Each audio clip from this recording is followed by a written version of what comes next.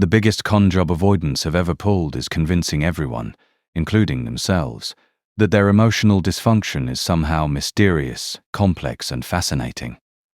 It's not. They're just people with unhealed trauma who've turned their inability to love properly into a personality brand. Strip away all the mystique and psychological analysis, and you're left with someone who can't handle basic emotional intimacy, pretending that makes them deep and interesting. They're just emotionally stunted adults playing dress-up. Underneath all their mysterious behavior and independent posturing are grown adults who never learned basic emotional regulation skills. They're essentially toddlers in expensive clothes, throwing sophisticated tantrums when they feel overwhelmed by feelings they never learned to process properly.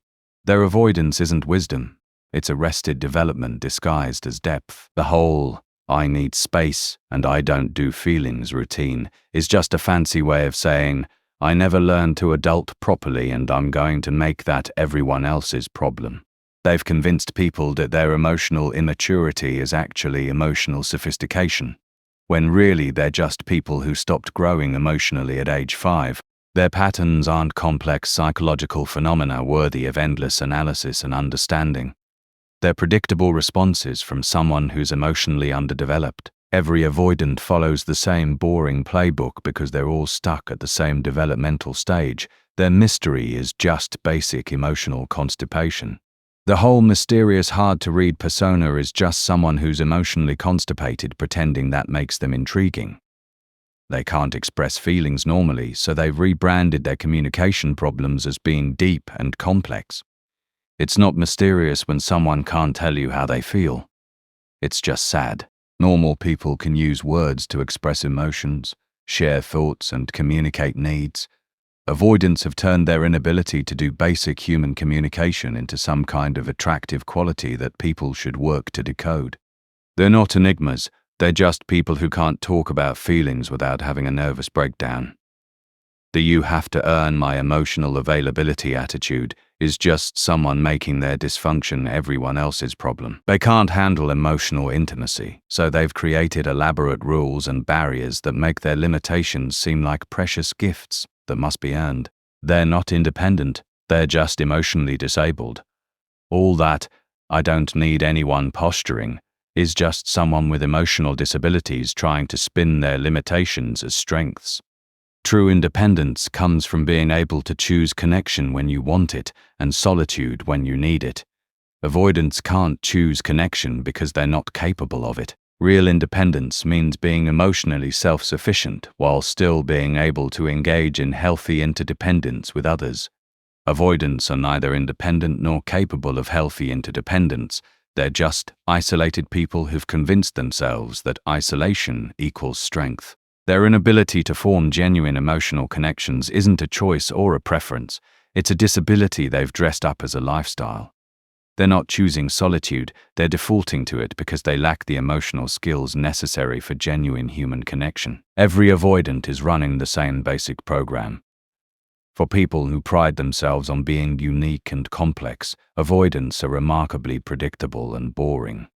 They all follow the same patterns, use the same tactics, and have the same limitations. Once you've met one avoidant, you've essentially met them all, because they're all running variations of the same emotional software. The push-pull, hot-cold, intermittent reinforcement routine isn't sophisticated psychological warfare. It's just what happens when someone with emotional regulation problems tries to have relationships. They're not strategically manipulating anyone. They're just emotionally dysregulated and making it everyone else's problem. Their behavior patterns are so predictable that entire industries have been built around analyzing and understanding them. If they were actually as complex and mysterious as they pretend to be, they wouldn't be so easy to categorize and predict. They're not protecting themselves. They're just scared. All the walls, boundaries, and emotional distance isn't sophisticated self-protection. It's just fear dressed up as wisdom. They're scared of being hurt, scared of being vulnerable, and scared of having to grow emotionally. Instead of doing the work to address their fears, they've made being scared their entire personality. Real emotional protection comes from having healthy boundaries while still being able to engage authentically when appropriate. Avoidants don't have boundaries, they have barricades. They're not protecting themselves. They're hiding from life. Their fear-based approach to relationships isn't admirable or sophisticated. It's just cowardice disguised as emotional intelligence. They'd rather live in emotional isolation than risk the vulnerability required for genuine human connection. They're addicted to being the problem everyone tries to solve. Avoidants have figured out that being emotionally unavailable makes them the center of attention in a way that being emotionally healthy never would. They get to be the fascinating puzzle that everyone wants to solve, the mystery that everyone wants to understand, the challenge that everyone wants to win. This addiction to being the problem keeps them invested in staying broken because being fixed would make them ordinary and uninteresting. They'd rather be someone's project than someone's partner, because projects get more attention and require less reciprocal effort. Their entire identity depends on being the person others are trying to reach, understand, or heal.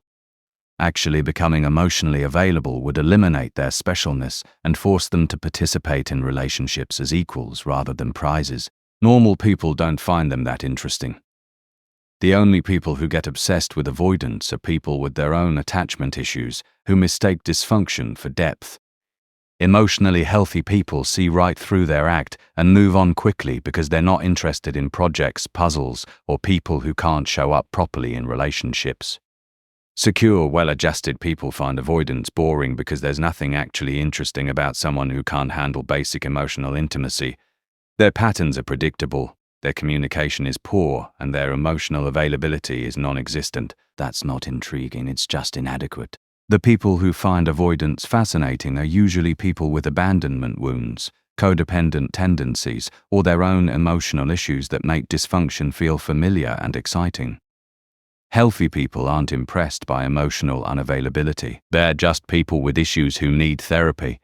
Strip away all the mystique, analysis, and fascination, and avoidants are just regular people with unresolved trauma who need professional help to learn basic emotional skills. They're not special, complex, or particularly interesting.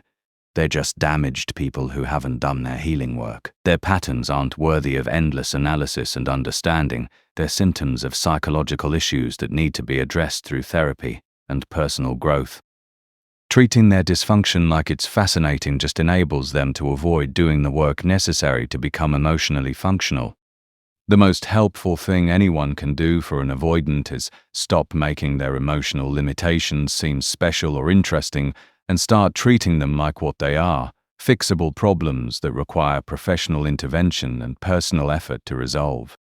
Avoidants aren't mysterious, complex, or particularly special. They're just emotionally stunted people who've successfully convinced others that their dysfunction is somehow attractive or fascinating. It's not. They're just regular people who need therapy and haven't gotten it yet.